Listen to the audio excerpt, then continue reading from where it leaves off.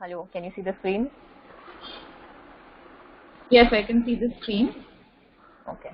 So let's introduce ourselves first. Hmm. Let's start from the beginning. Okay. Good afternoon. Hi. This is Dr. Albertina Nazareth. My colleague and I will be talking upon knee pain. Namaste, my name is Priyanka Joshi. We both are here to present a talk on knee pain causes and its management. हम सब यहाँ पे आप सभी का तहे दिल से स्वागत है। हम सब यहाँ पर एकत्रित हुए हैं आज के इस चर्चा के लिए, जिसका विषय है घुटनों में दर्द, उसके कारण और उसको कैसे मैनेज कर सकते हैं उसके बारे में। तो चलिए अगर आपको कोई क्वेश्चन है, आपको कुछ पूछना है इस दौरान, तो फिर आप पूछ सकते हैं, लेकिन आप चैट बॉक्स में बेसिकली आपके क्वेश्चन डाल सकते हैं या फिर आप चैट बॉक्स में डाल सकते हैं, मुझे कीजिए तो हम वैसे सेटिंग कर सकते हैं और फिर आप ये चीज पूछ सकते हैं। जब भी क्वेश्चन आंसर सेशन रहेगा तभी हम आपको उसके बारे में आंसर कर देंगे, और या तो फिर चैट के टॉक के दौरान भी हम आपको चैट बॉक्स में आंसर कर सकते हैं। तो इसी के साथ में आगे बढ़ते हुए शुरू करते हैं। हम बात करें के बारे में। तो घुटने में जो दर्द है उसका कारण जानने से पहले, मैनेजमेंट जानने से पहले हमें ये बहुत जरूरी है ये जानना कि घुटना का आकार क्या है, उसमें क्या क्या चीजें होती है। अगर नी जॉइंट कह रहे हैं हम, तो उसमें क्या क्या इंक्लूडेड होता है, तो इसे जानना बहुत जरूरी है। इसलिए आइए जरा इस पर थोड़ी सी रोशनी डालते हैं और आपको समझाने का प्रयत्न करते हैं। नी जॉइंट, तो फिर ये जो आप देख सकते हैं पिक्चर जो है, इसमें ऊपर का जो हिस्सा है वो है थाई बोन, उसे थाई बोन कहते हैं, जो हमारी टांग रहती है वो। उसका जो निचला हिस्सा, no you shouldn't, Oh, so there is no thigh bone over here. You Okay, just show here. I'll show this. I'll show exactly. here. Yeah, don't show it there, the circular picture. Okay. हाँ, तो जो knee joint है वो thigh bone से बनता है, उसका ऊपरी हिस्सा, उसके नीचे हिस्सा है, वो नीचे का जो बोन है, पैर वाला जो बोन है उससे बनता है। इन दोनों के बीच का जो जॉइंट है उसे हम नी जॉइंट कहते हैं।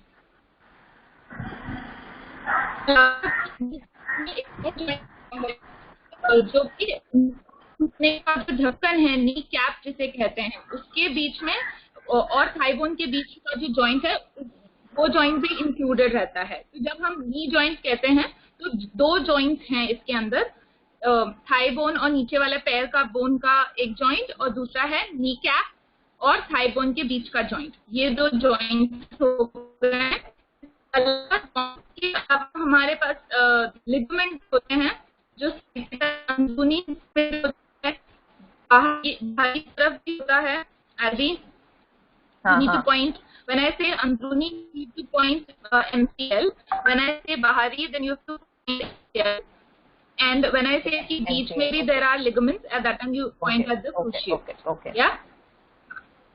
तो इसके अलावा हम नी जॉइंट में लिगामेंट्स भी होते हैं जो दोनों जोड़ों को बांधे रखते हैं, जो अंदरूनी तरफ से भी होता है, बाहर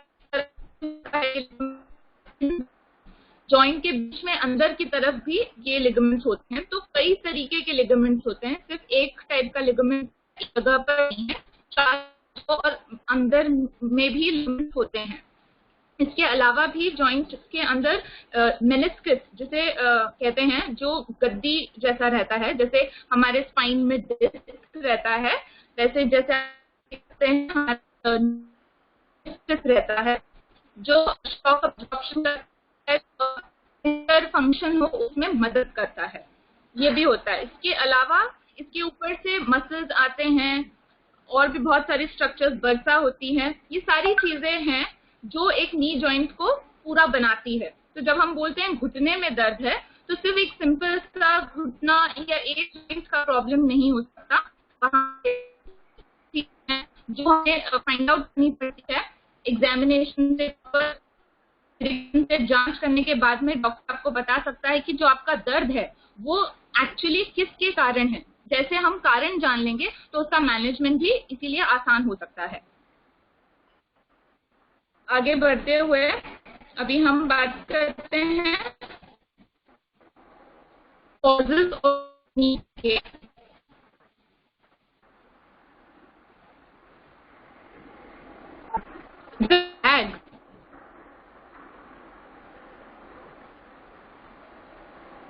कॉजेज ऑफ नी पेन इसमें हम बात करेंगे। Listen. Hello. Priyanka, listen. Tripti has just mentioned she is doing the introduction part, so we shouldn't do the introduction part. We should just directly start with the presentation. You all can introduce yourself so that they know that okay, this is this person's voice. So just tell your names after that while you start speaking that okay, I am so and so and I am so and so.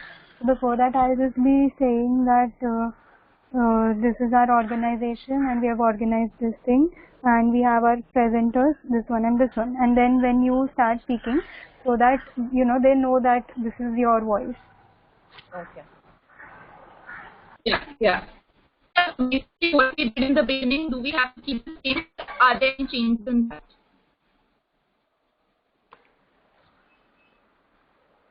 Sorry, I couldn't hear you. Your voice was breaking. Rupees, can you hear me? Yeah, now I can hear you.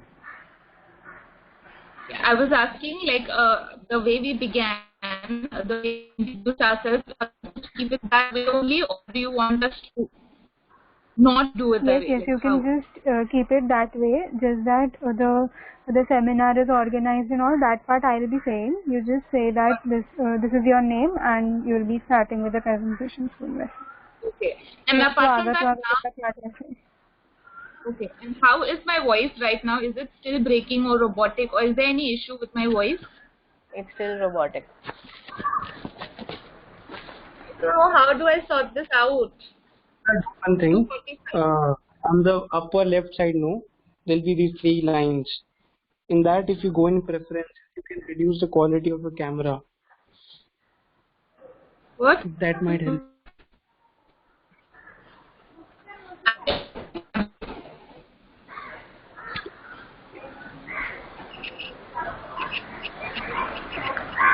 Okay, so guys, once we share the link, people will start joining. So it's already 2:45. So what shall we do now?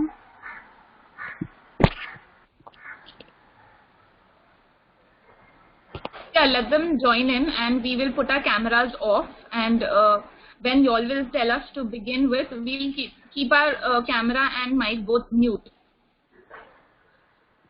No, I meant that you all wanted to practice something, right? So just finish it off in 5 minutes. Okay. No, we practiced actually. That was the only section. Albi, do you want to practice any more further? No. Yeah? Okay. Deep, please share the link. Just keep it on the first slide so that when people join, they can see the first slide. Yeah, 1 second. Yeah.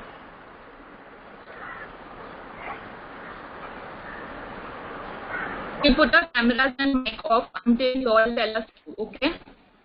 Okay. Yeah. It takes too long for the camera.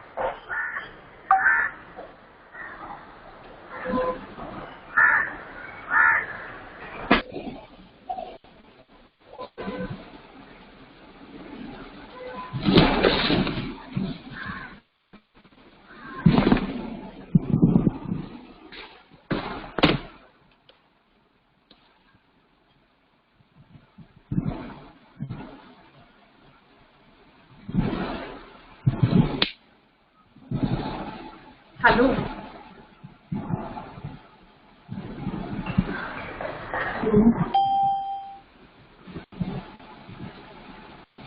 Hello.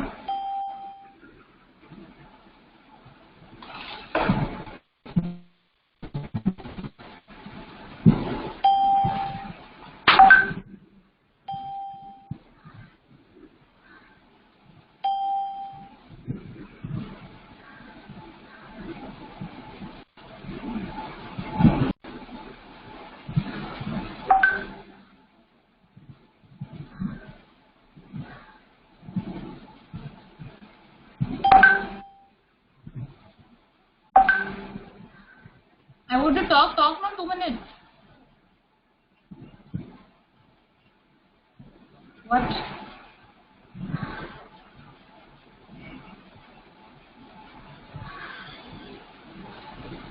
It's written host has muted the conference. Your line cannot be unmuted.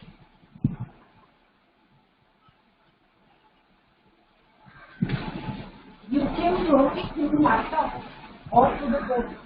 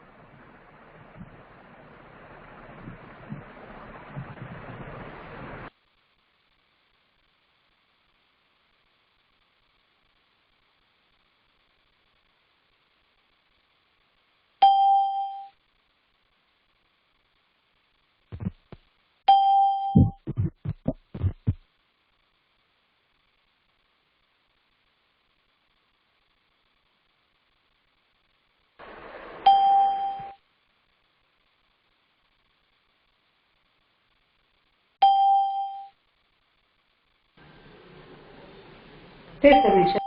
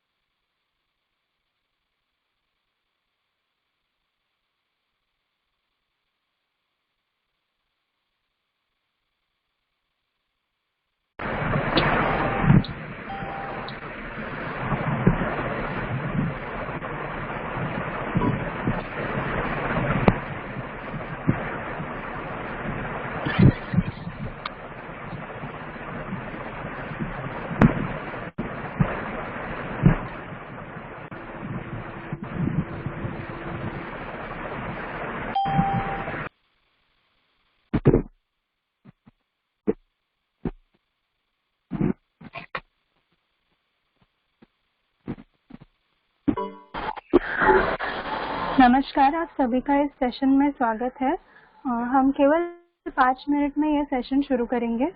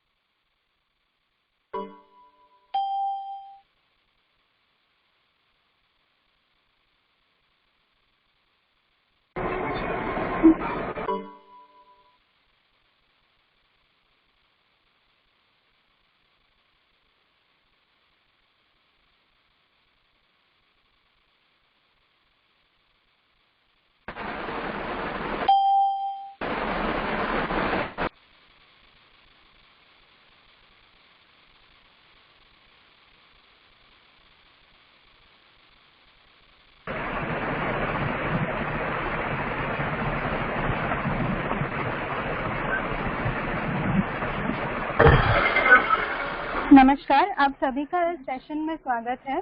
Switch India ये एक NGO है जो 1,500 से ज्यादा medical professional और health professionals से बना हुआ है।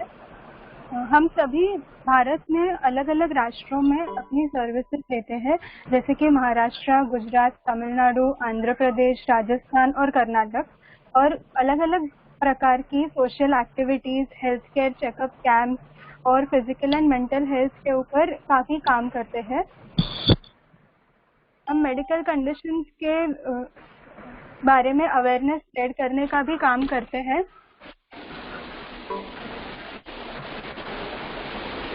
इस एनजीओ के द्वारा हमने ये टॉक अरेंज किया है नी पेन और उसके मैनेजमेंट के बारे में। हमारे साथ हमारे स्पीकर्स यानी कि हमारे प्रेजेंटर्स डॉक्टर प्रियंका जोशी और डॉक्टर अल्बर्टीना नाजिरत जुड़े हुए हैं। ये दोनों ही फिजियोथेरेपिस्ट हैं और घुटने के दर्द और उसके मैनेजमेंट के बारे में काफ़ी जानकारी रखते हैं।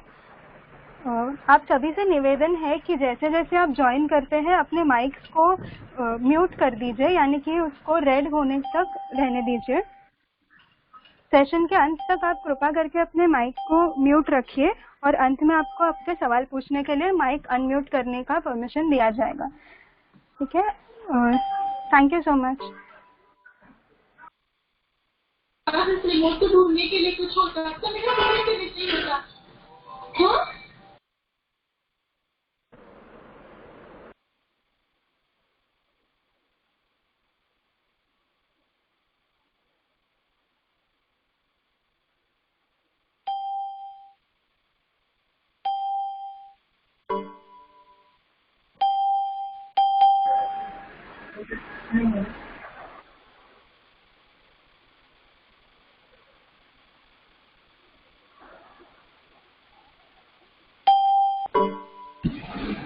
Hello, good afternoon. This is Dr. Albertina. I will be talking about knee pain and its management along with my colleague Dr. Priyanka. Hello, good afternoon everyone and नमस्ते आप सभी लोगों को। हम दोनों आज यहाँ पर बात करने वाले हैं का जो क्या कारण होता है और उसका मैनेजमेंट क्या है उसके बारे में बात करने वाले हैं। तो शुरुआत करने से पहले मैं सबको रिक्वेस्ट करना चाहूंगी कि आप सभी अपना माइक म्यूट पे रखें और पूरे सेशन के दौरान उसे म्यूट पर ही रहने दें और आपकी जो भी क्वेश्चंस हैं वो हम अंत में उसे आंसर करेंगे, तभी हम आपको अनम्यूट करने के लिए बोल देंगे। उसके अलावा आप चैट के थ्रू भी हमें क्वेश्चन पूछ सकते हैं। किसी को कोई प्रॉब्लम आ रही है ऑडियो में? Is everything fine? Can we go ahead with the talk? Just few of them can just show thumbs up in the chat box or you know.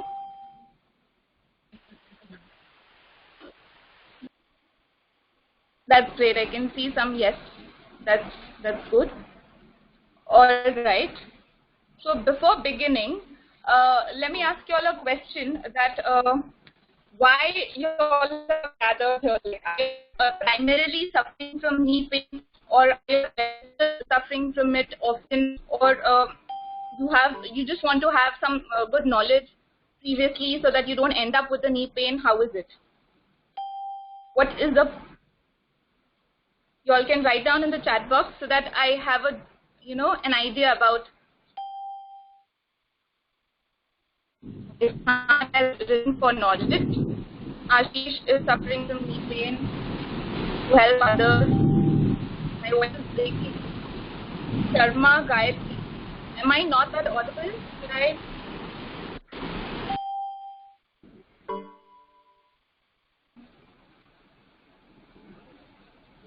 Alright, I've got few not audible at all.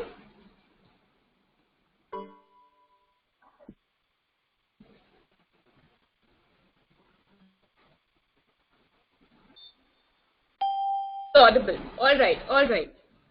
So let's begin with the talk. Okay. So to begin with, let me explain you all that knee pain. When we say knee pain, we need to know what the knee comprises of. What is the structure of knee pain? हमें जानने की बहुत जरूरी है कि जब हम घुटने का दर्द कहते हैं तो वो कहाँ से आ रहा है, क्योंकि नी पेन में सिर्फ एक ही जॉइंट, नी जॉइंट जो आपको हमेशा से पता है, उसके अलावा भी काफी सारी चीजें हैं। Other than that also we have a lot of structures around in and around the knee, जिसके वजह से भी पेन होता है। एंड वो it comes on one umbrella term की नी पेन है, तो मैं इसे कैसे ट्रीट करूं। तो before proceeding with our talk, हमें आगे बढ़ने से पहले let's have a look on the structure of the knee to have a better idea about from where the pain can come. So to begin, knee pain can be from the knee joint. There are two joints in the knee. First of all, the first joint is formed by the thigh bone, the upper leg bone, and the lower leg bone.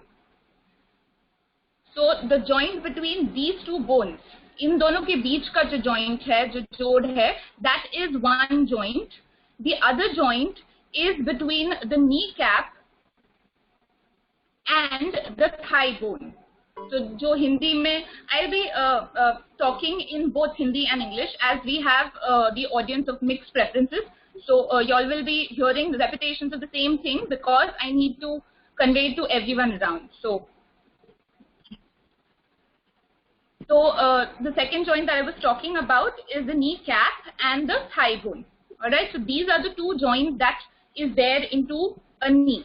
ये दो joints रहते हैं. Apart from that, इसके अलावा भी और भी structures हैं जैसे कि ligaments. अभी ligaments क्या होते हैं? दो bones को joint करते हैं ligaments. उनको अपनी जगह पर रहने देते हैं. They allow the joints to be in a proper position ताकि जब भी वेट आए, जब भी मूवमेंट हो तो वो उसी जगह पे रहे, so that it stays stable. तो जो लिगामेंट्स हैं वो बहुत टाइप के लिगामेंट्स रहते हैं हमारे बॉडी में, नी जॉइंट में. एक अंदर की तरफ द मीडियल साइड, अंदर की तरफ जो लिगामेंट रहता है, एक वहां है, एक बाहरी तरफ भी है ligament. As you all can see on the screen, there's a pointer pointing out to the ligaments. इसके अलावा नी के अंदर भी, अंदरूनी तरफ भी, बीच में भी लिगामेंट्स रहते हैं उसे जोड़े रखने के लिए, to keep it connected. So it is surrounded all around by the ligaments from all the sides. उसके अलावा लिगामेंट्स के अलावा भी हमारे पास और दूसरे जो स्ट्रक्चर्स हैं वो है मेनिस्कस.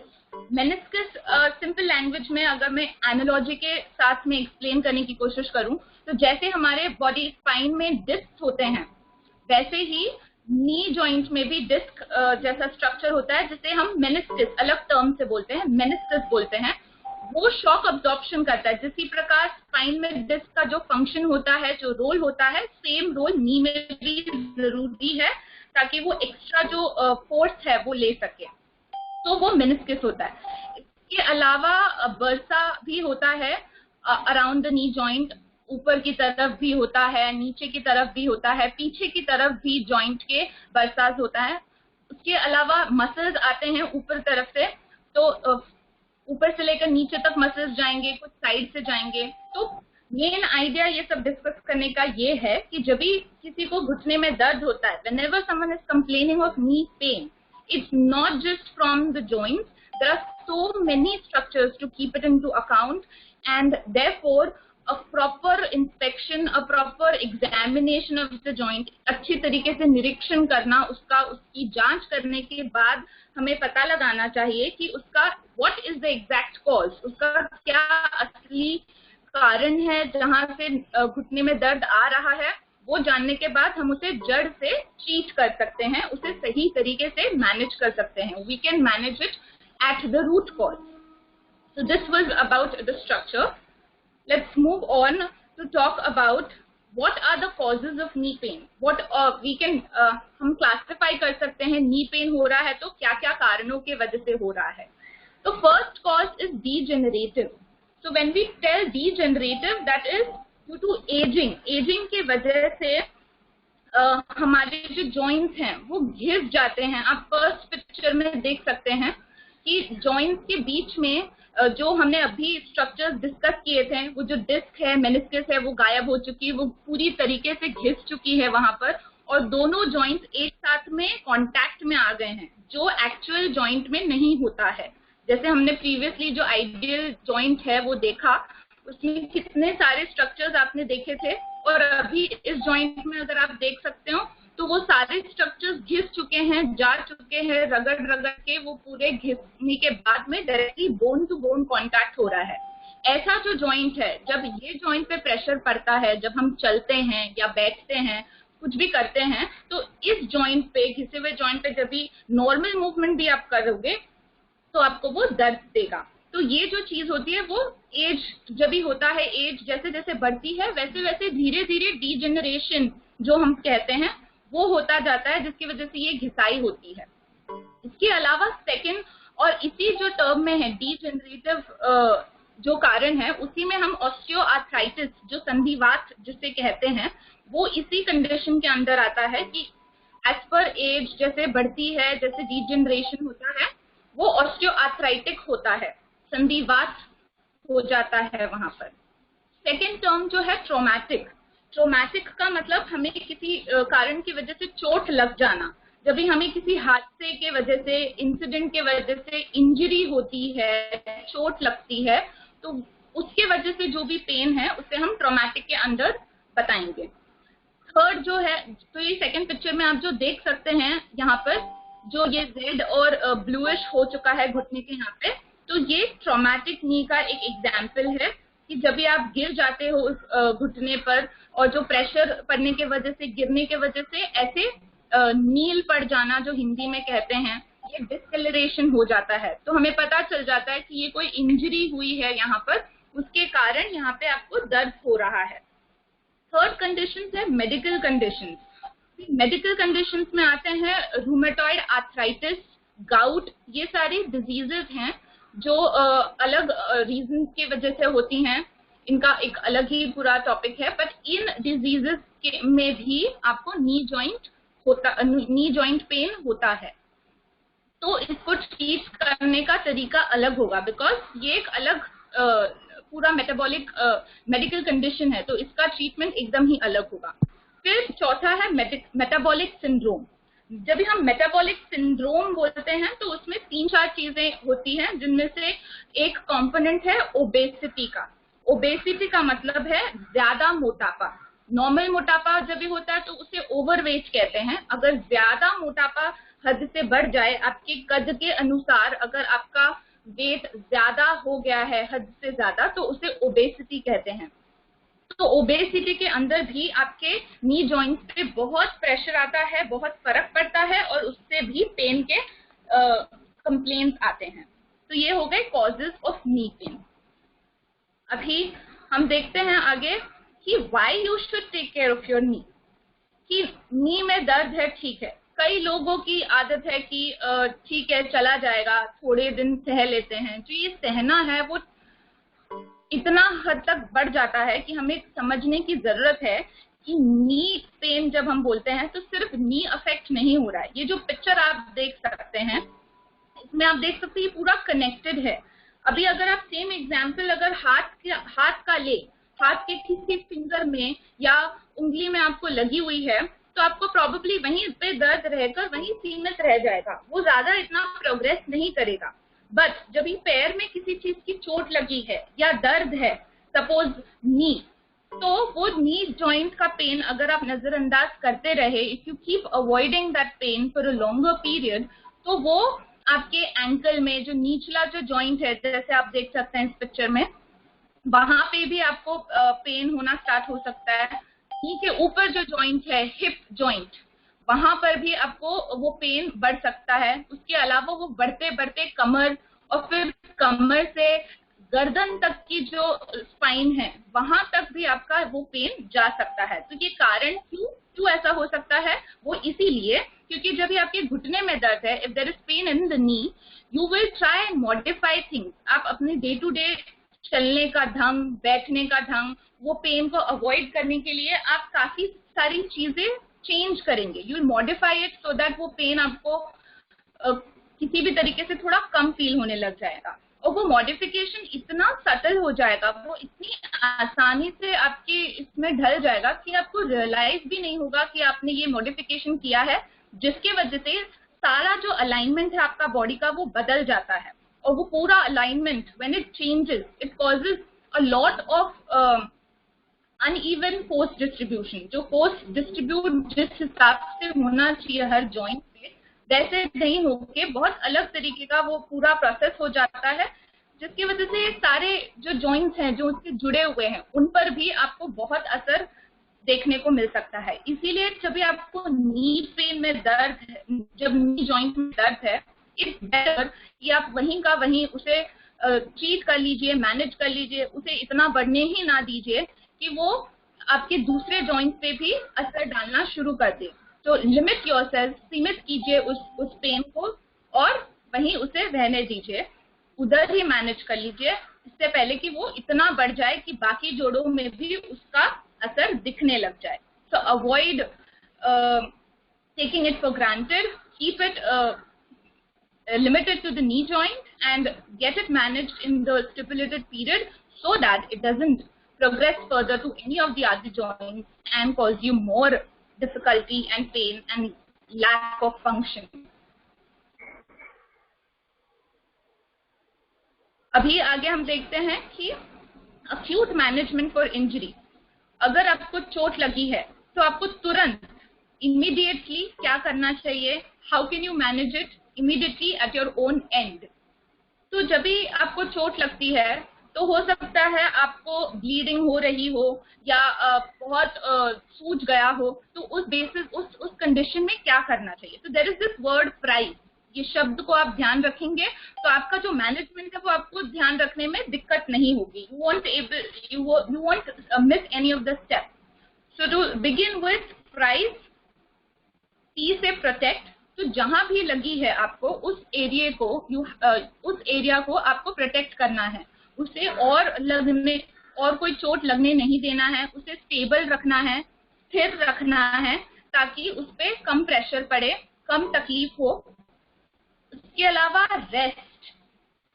रेस्ट देना है आपको, जितना हो सके उतना उसे यूज नहीं करना है ताकि जब भी आप जितना उसका जो हीलिंग प्रोसेस है उसको आप बिना कोई हर्डल के शुरू होने दें और वो अच्छे से हील हो जाए. हीलिंग प्रोसेस जब स्टार्ट होता है और अब हम अगर उसी के बीच में हम मूवमेंट करने लग जाएं, हमारे जो डेली चीजें हैं, the daily activities that we do, if we keep continuing them, then the healing process is hampered and that's how the entire thing would get delayed. It will eventually heal, वो ultimately heal होगा लेकिन उससे बहुत ज्यादा समय लग सकता है, तो हमें वो होने नहीं देना है. इसलिए तुरंत रेस्ट देना है उस जगह को जहां पर लगी है. फिर आइसिंग करना है जो जगह पे लगी है. इससे क्या होता है, दर्द जो है वो कम महसूस होता है. You can feel a little less pain when you ice it and the inflammation process is also a little better handled when you ice it around. फिर है compression. जब भी bleed हो रहा है सपोज, तो फिर आपको उस पे प्रेशर देना है, दबा के रखना है उस जगह को, the area that is bleeding, so that the bleeding due to the pressure is stopped. Okay, and आप compression bandage use कर सकते हैं, crepe bandage use कर सकते हैं. If you have nothing at with you at that time, you can simply use any cloth and just tie it around the entire joint. आप पूरी तरीके से उसे कवर कर लो, उसे टाइट बांध के रखो ताकि सूजन है, ब्लीडिंग है, जो भी है, that all is being taken care of. Then we have elevation. E stands for elevate. तो एलिवेशन कब करना है? When there is swelling. जब भी लग जाती है तो सूजन तुरंत ही आ जाती है, तो वो तुरंत जो स्वेलिंग है उसे to combat that swelling we need to keep our part that is being affected elevated. उसे ऊंचाई पे रखना है. You can use pillows to support your whichever part. Right now we're talking about knee, so we'll say that let's support our leg with the pillows and keep it elevated so that the swelling is the drainage is being facilitated, so that जो सूजन है वो उतरने में आसानी हो. तो ये जो प्राइस शब्द है उसका आपको ध्यान रखना है. तो ये सब कुछ आपको करना है जब भी आपको इमीडिएटली कोई चोट लग जाए तभी, ताकि आप जब तक डॉक्टर के पास पहुंचे तब तक आपके स्तर पर आपने अपना काम करा हुआ रहेगा, तो आपको तकलीफ कम होगी और उसको मैनेज करने में भी आसानी होगी. वो आगे और वर्सन नहीं होगा. It won't worsen and you can then be better at it. Next would be, अभी हम बात करेंगे ओबेसिटी. ओबेसिटी मतलब मोटापा. अभी मोटापे के समय आपके नीज घुटनों पे, नीज पे बहुत लोड पड़ जाता है. आपके ज्यादा वजन के वजह से आपके घुटनों पे ज्यादा लोड होता है. आप जब चलते हो, जब आप सीढ़ियां चढ़ते हो या फिर कोई भी एक्टिविटी करते हो, घुटनों पे उतना ही ज्यादा लोड बढ़ते जाता है. तो इसमें क्या आपने करना चाहिए, क्या आपने नहीं करना चाहिए? अभी अगर आप ओबेसिटी में आते हो, अगर आपको पता है आपका मोटापा ज्यादा है, तो ये 3 चीजें हैं जो आपने नहीं करनी चाहिए. एक है लंजेस, दूसरी है डीप स्क्वाट और तीसरी है रनिंग। रनिंग मतलब दौड़ना। दौड़ना आपको क्यों नहीं है? क्योंकि नॉर्मली भी दौड़ने से आप एक पैर पे ज्यादा वजन लेते हो, क्योंकि आपके दोनों पैर हवा में ही होते हैं। एक समय पे दोनों पैर नीचे नहीं होते, एक समय पे सिर्फ एक ही पैर नीचे होता है। तो समझो वो एक पैर पे जब हम नॉर्मली दौड़ते हैं तभी हमारे बॉडी वेट का 5 गुना वजन हमारे एक घुटने पे पड़ता है। अभी आप अगर आपका वजन अगर ज्यादा होगा तो समझो वो उतना वजन इंटू 5 टाइम्स वो आपके एक घुटने पे होता है। तो घुटने पे बहुत ज्यादा स्ट्रेस आता है जब आप दौड़ने लग जाते हो। तो same goes for lunges. Lunges में भी जब आप आगे घुटना बेंड करते हो वापस वही घुटने पे आप उतना ही ज्यादा स्ट्रेस लगाते हो। अभी डीप स्क्वाट मतलब क्या? अगर जब आप इंडियन टॉयलेट यूज करते हो तभी उसके लिए भी आपको नीचे झुक के बैठना पड़ता है। हो सके तो आप घर पे वेस्टर्न टॉयलेट यूज करो, नहीं है तो फिर वेस्टर्न पॉट आती है वो यूज कर सकते हो, ताकि इतना झुक के आपके घुटने पे जो प्रेशर आता है वो थोड़ा कम हो और उसके वजह से आपको थोड़ी रिलीफ मिले। अभी ये चीजें थी जो आपको नहीं करनी चाहिए अगर आप ओबीज हो तो क्या आप कौन सी चीजें जो आप कर सकते हैं? अभी हम स्विमिंग कर सकते हैं, एलिप्टिकल ट्रेनर यानी कि साइकिलिंग कर सकते हैं, या फिर वॉकिंग कर सकते हैं। स्विमिंग में क्या, स्विमिंग क्यों करते हैं? क्योंकि स्विमिंग में एक तो बॉडी वेट, पानी की वजह से आपका बॉडी वेट कम हो जाता है, आपके घुटनों पे वजन नहीं होता, आप तैरने लग जाते हो। और जब भी आप स्विमिंग करने लगते हो तभी आपके हाथों और पैरों दोनों की दूसरे मसल्स काम करने लग जाते हैं, आपके नीज से पुल आउट कंप्लीटली चला जाता है। आप उससे आपका वेट भी कम हो जाएगा, उससे आपकी एक्सरसाइज भी हो जाएगी। अभी अगर आप साइकिल यूज कर रहे हो तो साइकिल में आप बैठे हुए हो और आपका पैर चला रहे हैं, घुटनों पे उतना वजन नहीं आ रहा है, घुटनों के मसल्स काम कर रहे हैं पर घुटनों पे वजन नहीं आ रहा है। वापस उससे आपकी वजन भी कम हो सकती है, उससे आपके मसल्स भी स्ट्रेंथ हो जाएंगे। चलने में आप नॉर्मल जैसे चलते हैं उससे अच्छा अगर टहलना नहीं है, आप जैसे ब्रिस्क वॉक करते हैं, मतलब थोड़ी तेज गति से, पर दौड़ना नहीं है। जैसे आप गार्डन में टहलते हैं वैसे भी नहीं, पर थोड़ी तेज गति से चलेंगे, उससे भी आपके घुटनों पे उतना प्रेशर नहीं आता।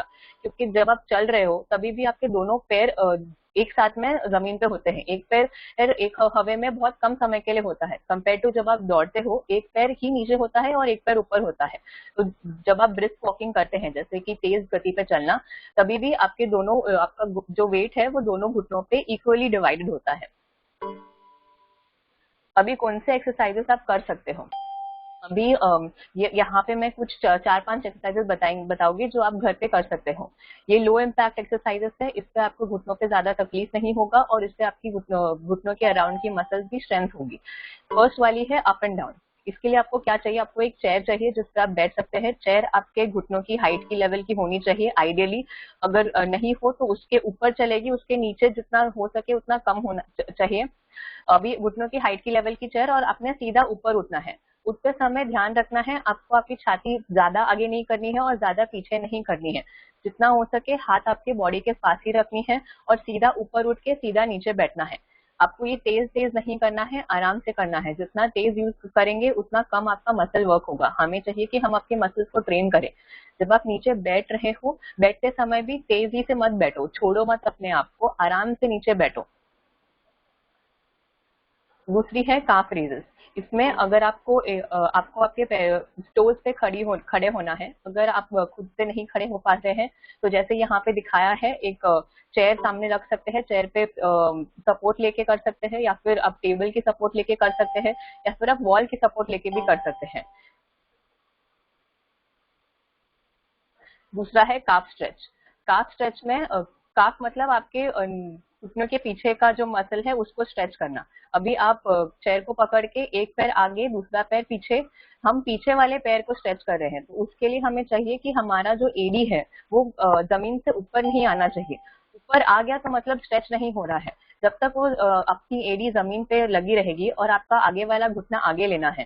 सिर्फ घुटना आगे लेने से नहीं होगा, इसको देखो, पूरी कमर और छाती सब आगे जा रही है, उसका सिर्फ घुटना आगे नहीं जा रहा है। आपको पीछे वाले पैर पे नीचे की तरफ बहुत यहाँ की तरफ बहुत अच्छा स्ट्रेस मालूम पड़ेगा। दूसरा है हैमस्ट्रिंग कर्ल। इसमें क्या करना है, आपने सिर्फ बेड पे लेटना है और अपने घुटने को मोड़ना है। वापस ये करते समय ध्यान रखना है कि आपका पैर कोई एक साइड पे नहीं जाना चाहिए। बहुत बार लोगों की एक मसल ज्यादा ताकतवर होने की वजह से वो पैर अंदर की तरफ लेके जाते हैं। अंदर की तरफ मतलब दूसरे पैर की तरफ लेके जाता है जब मोड़ते हैं। आप जितना ध्यान रख सकते हैं कि आप एक पैर सीधा ही ऊपर लेना है, और जब आप ऊपर ले रहे हैं आपकी कमर ऊपर नहीं आनी चाहिए। ध्यान में रखो कि जिस पैर को आप मोड़ रहे हो उस पैर का कमर बेड को दबाए रखे और उसको ऊपर आने ना दे। लास्ट वाला है नी रोल्स। इसमें आपने दोनों हाथ फैला के रखनी है और दोनों पैर मोड़ के रखनी है। दोनों पैर एक साथ में आप पहले एक बाजू में जमीन को टेकाएंगे, दूसरी बार दूसरे बाजू पे जमीन को टेकाएंगे। ये करते समय आपकी शोल्डर्स ऊपर नहीं आनी चाहिए, क्योंकि शोल्डर्स ऊपर आई तो फिर वो स्ट्रेच नहीं होता। अब एक साइड पे रख के शोल्डर दूसरे, सपोज आप लेफ्ट साइड पे दोनों पैरों को घुमा रहे हो तो आपकी राइट साइड की शोल्डर ऊपर नहीं आनी चाहिए, राइट साइड की शोल्डर जमीन को टेकी हुई ही होनी चाहिए। उससे आपके राइट साइड पे बहुत अच्छा स्ट्रेस मालूम होगा और उससे आपकी जो बॉडी पे लोड पड़ता है वो थोड़ा कम होगा। लास्ट वाला है ब्रिजिंग। इसमें आपने घुटना मोड़ना है।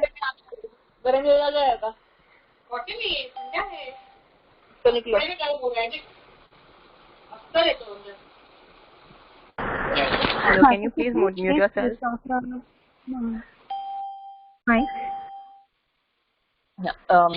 लास्ट वाला है ब्रिजिंग। इसमें आपने घुटना मोड़ना है और आपने आपकी कमर ऊपर लेनी है। अभी आपने कमर इतनी ऊपर लेनी है कि आपका एक मुट्ठी बना हुआ हाथ आपके कमर के नीचे से जा सके। थोड़ा ऊपर लेने से आपको जो मसल्स की जरूरत होती है वो काम नहीं करेगी।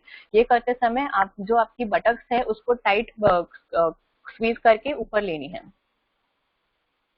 ओके, ये था अभी मोटापे के बारे में। अभी हम बात करेंगे ऑस्टियोआर्थराइटिस मतलब संधिवात का।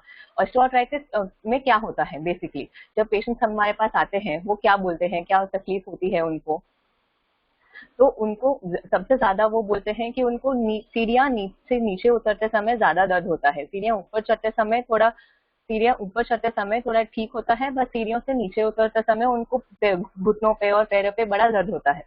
कोई भी एक्टिविटी करते हैं या फिर कहीं मार्केट में जाके आए या फिर कोई किचन का काम किया या फिर घर से कहीं से चल के आए, तो कोई भी एक्टिविटी करने के बाद पेन ज्यादा बढ़ता है।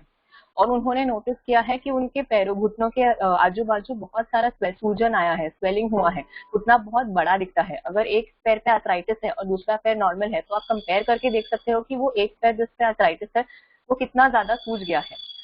और दूसरी बोलते हैं कि स्टिफनेस मतलब पैर मोड़ा नहीं जाता, उनका पैर हिलता नहीं है, सीधा नहीं कर सकते या फिर मोड़ नहीं सकते, चढ़ते समय उनको तकलीफ होती है, चलते समय उनका पैर बराबर से नहीं गिरता, और बहुत सारा वीकनेस होता है पैर में। ये वीकनेस उनको चलते समय महसूस होती है, चढ़ते समय महसूस होती है, हर एक्टिविटी करते समय महसूस होती है। ये पैर का वीकनेस जब होता है या फिर घुटने के आसपास के मसल्स का वीकनेस जब होता है, घुटने के आजू बाजू के सारे मसल्स जो है वो सारे काम करने लग जाते हैं और वो ज्यादा थक जाते हैं। तो इन जनरल जब ये होता है तभी इंसान ज्यादा ही थका हुआ हो जाता है। डिफिकल्टी इन वॉकिंग, अगर आप ज्यादा ही प्रोग्रेस कर लेते हैं, मतलब आप कुछ एक्सरसाइज नहीं कर रहे हो, कुछ नहीं कर रहे हो, ऐसे ही हो कि नहीं भाई पेन है, हम ठीक है, हम नहीं करने वाले हैं, तो अब लेटर ऑन जो होता है कि उनको चलने में काफी तकलीफ होती है। वो एक साइड पे ज्यादा वजन देते हैं, फिर दूसरे साइड पे वजन देते हैं, उनका घुटना सीधा नहीं कर पाते हैं, चढ़ते समय वो लोग बराबर से चढ़ नहीं पाते हैं। अभी तो वो सब हो गया, तो आपने क्या करना चाहिए? अभी जितने ज्यादा पेशेंट्स देखे हैं हमने, सब यही बोलते हैं कि नहीं, ज्यादा डिस्कम्फर्ट नहीं हो रहा है, ज्यादा दर्द नहीं हो रहा, हम सह लेंगे, थोड़ा सा एक्सरसाइज करेंगे, उसके बाद जब ठीक हो जाएगा, कब पेन कम हो जाएगा, हमको कोई प्रॉब्लम नहीं है, हम कंटिन्यू नहीं करने वाले हैं। दूसरी ये बोलते हैं कि हाँ थोड़ा सा ही पेन हो रहा है, मेरी ज्यादा डेली रूटीन में मुझे फर्क नहीं पड़ रहा, मुझे यहाँ से सब्जी लानी थी, वो लेके आ गई, उसमें थोड़ा सा पेन हुआ, बस ठीक है, उसके बाद आके रेस्ट कर दिया तो फर्क नहीं पड़ता। फिर कुछ लोग बोलते हैं कि दिन भर ऑफिस होता है, मैं घर पे आके मेरे पास टाइम नहीं होता एक्सरसाइज के लिए, मैं कब करूँ एक्सरसाइज, मुझे ये करना होता है, मुझे वो करना होता है। फिर बाद में कि मैंने एक हफ्ते के लिए किया, पेन कम हो गया, अभी मुझे उसकी जरूरत नहीं लगती क्योंकि पेन चला गया, अभी मैं क्यों करूँ फिर। तो और भी ये पूछते हैं कि कुछ ऐसे भी पेशेंट्स होते हैं जो पूरी एक्सरसाइज कंटिन्यू करते हैं और फिर बाद में पेन पूरी तरह से चला जाता है, और वो पूछते हैं कि दूसरी फेज भी करना जरूरी है क्या, मतलब अभी तो पेन चली गई, अभी तो मैं ठीक हूँ, अभी तो मैं चल भी अच्छा सकती हूँ, तो मैं दूसरी एक्सरसाइजेस क्यों करूँ, मैं और कंटिन्यू क्यों करूँ। ये जो आप पिक्चर देख रहे हैं ये एक एडवांस ओए का पिक्चर है। मतलब अगर आपने कुछ भी नहीं किया, जैसे कि आपने कोई ट्रीटमेंट नहीं ली, कोई थेरेपी नहीं ली, कोई एक्सरसाइजेस नहीं ली, कोई प्रिकॉशंस नहीं ली, तो कर करके आपका पैर ऐसे हो जाएगा। पूरा का पूरा बो लेग्ड होता है, मतलब दोनों साइड से घुटने बाहर की तरफ आ जाते हैं, आप डग जैसे चलने लग जाते हो। तो इस ये समय पे आप क्या कर सकते हो, ये समय पे बोन इतनी ज्यादा बिगड़ जाती है, इतनी ज्यादा खराब हो जाती है कि एक्सरसाइज के बदले आपको अभी ऑपरेशन करना पड़ेगा। अभी ऑपरेशन के अलावा आपके पास कोई ऑप्शन ही नहीं होता है, और वो टोटल नी रिप्लेसमेंट होती है जिसमें आपका पूरा घुटना बदला जाता है। अभी वो उसका क्या है कि आपने वो कर दी, उसके और उसकी वो लिमिट जितना, जब तक वो इम्प्लांट सही रहते हैं वो 10 से 15 साल होते हैं, डिपेंडिंग अपॉन आपने कौन सी इम्प्लांट ली है। तो आपने जितनी जल्दी की वो ऑपरेशन, उतना जल्दी आपको सेकेंड ऑपरेशन करना पड़ेगा, क्योंकि वो इम्प्लांट खराब हो गए। तो अगर आपने नहीं चाहिए कि आपको ये ऑपरेशन जल्दी करनी है, या फिर आपने पहले ही एक्सरसाइजेस करके ये इसको प्रिवेंट किया, तो आपको यहाँ तक तो जाने नहीं वाला। तो आप क्या कौन से एक्सरसाइजेस कर सकते हो? ओके, बिफोर दैट, जब आपको ऑस्टियोआर्थराइटिस की वजह से पेन होता है, तभी आपको क्या क्या मैनेज कर सकते हो, आप घर पे क्या क्या चीजें कर सकते हो वो पेन को थोड़ा कम करने के लिए। अभी हम पेन के बारे में बात कर रहे हैं, तो पेन दो रीजन की वजह से होती है। एक होती है मसल पेन, और दूसरी होती है स्वेलिंग की वजह से पेन, या फिर बोन रिलेटेड पेन। तो पहले हम मसल पेन की बात करेंगे। मसल पेन जब होता है तभी आप हॉट पैक्स यूज कर सकते हो। अभी आपको कैसे समझेगा मसल पेन है, अगर आपको लग रहा है आपके पैर के आगे की तरफ पेन हो रहा है, या फिर पैर के पीछे की तरफ पेन हो रहा है, और मुलायम मुलायम चीज पे पेन हो रही है, तो मतलब वो मसल पेन पे हो रही है, मसल पे पेन हो रही है। और या फिर आपको बहुत ऐसे लग रहा है कि थकावट जैसे महसूस हो रही है, मसल से काम नहीं कर पा रहे हैं, तो वो मेनली मसल की वजह से ही होती है। तो मसल पेन हो रहा है तो आप गर्म पानी का शेक लेंगे। अभी गर्म पानी का शेक आप दो तरीके के ले सकते हैं, या यदि यदि आप एक टॉवल को गर्म पानी में भिगो के आपके घुटने पे रख सकते हो, या फिर आप हॉट वाटर पैक जो हॉट वाटर की थैली आती है वो लगा सकते हो। अभी ध्यान देना है कि आप थैली को बराबर से हर जगह पे घुमाएं, एक जगह पे ज्यादा समय के लिए ना रखें, क्योंकि वहां पे ज्यादा समय के लिए रखें तो थोड़ी जलने की सेंसेशन हो सकती है। अभी कहाँ पे रखनी है, हॉट पैक आप कहाँ पे रखोगे, जो मसल पे आपको सबसे ज्यादा पेन हो रहा है आप वहां पे हॉट पैक रखोगे। अभी कब रखना है हॉट पैक, एक्सरसाइज करते समय, या फिर कोई स्ट्रीनियस एक्टिविटी मतलब आपको पता है आपने आपके घर आपकी बिल्डिंग में लिफ्ट नहीं है, तो आपको चढ़ के ही जाना है, आपको बाहर निकलते समय चढ़ के ही नीचे उतरनी है, तो उसके पहले ही आप हॉट पैक लगा लो, तो मसल रिलैक्स हो जाएंगे, तो वो बेटर काम करेंगे। तो कोई भी एक्सरसाइज करते समय करने के पहले, या फिर कोई स्ट्रीनियस एक्टिविटी करने से पहले आप हॉट पैक लगाओगे। आप कितने टाइम के लिए लगा सकते हो, ये 15 to 20 मिनट इज इनफ, आपको इनफ रिलैक्सेशन मिलता है उतने टाइम में। अभी अगर पेन आपको स्वेलिंग या फिर जॉइंट की वजह से हो रहा है, तो आप ठंडे पानी का शेक लोगे, दैट इज कोल्ड पैक। उसके लिए आप इधर आइस क्यूब्स ले सकते हो, या फिर जेल आइस पैक ले सकते हो।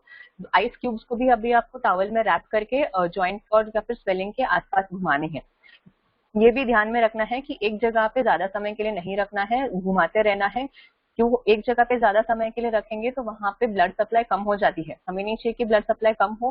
ब्लड सप्लाई रेगुलरली हर जगह पे रहनी चाहिए, इसलिए आपने हर जगह पे बराबर बराबर से दो मिनट में घुमाते रहना है।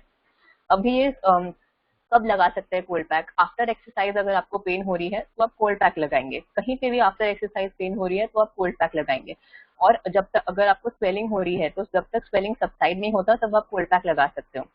तो अब कितने समय के लिए कोल्ड पैक लगानी है, 10 से 15 मिनट लगानी है, और हर 2-2 घंटे में आप कोल्ड पैक लगा सकते हो ताकि सूजन कम हो जाए। बिफोर स्टार्टिंग एनी एक्सरसाइज आपको जरूरी है कि आप वो मसल को स्ट्रेच करें। स्ट्रेच करने से क्या होता है कि वो मसल की लेंथ बढ़ जाती है, तो उसकी कॉन्ट्रैक्ट करने की कैपेसिटी, मतलब मसल की काम करने की कैपेसिटी बढ़ जाती है। तो हम आपको 3 स्ट्रेचेस बताएंगे जो मेजरली हर एक्सरसाइज में काम आती है। पहला है काफ स्ट्रेच। उसके लिए आप इधर एक चेयर ले सकते हैं, या फिर दीवार ले सकते हैं, दीवार पे हाथ रखनी है, एक पैर आगे दूसरा पैर पीछे, और जैसे ये एरो दिखा रहा है वो पीछे वाले पैर का काफ स्ट्रेच हो रहा है। वापस अभी आपने एडी ऊपर नहीं लेनी है, एडी जमीन को टेकी ही रखनी है, और आपकी कमर के साथ पूरा पैर आगे जाना चाहिए, आपको पीछे वाले पैर पे अच्छे से स्ट्रेच मालूम पड़ेगा। दूसरा है एंटीरियर थाई स्ट्रेच। इसमें आपके थाई के आगे वाला हिस्सा उसको स्ट्रेच कर रहे हैं, जहाँ पे एरो दिखा रहा है वो वाला भाग, उसमें आपने पेट पे लेटना है।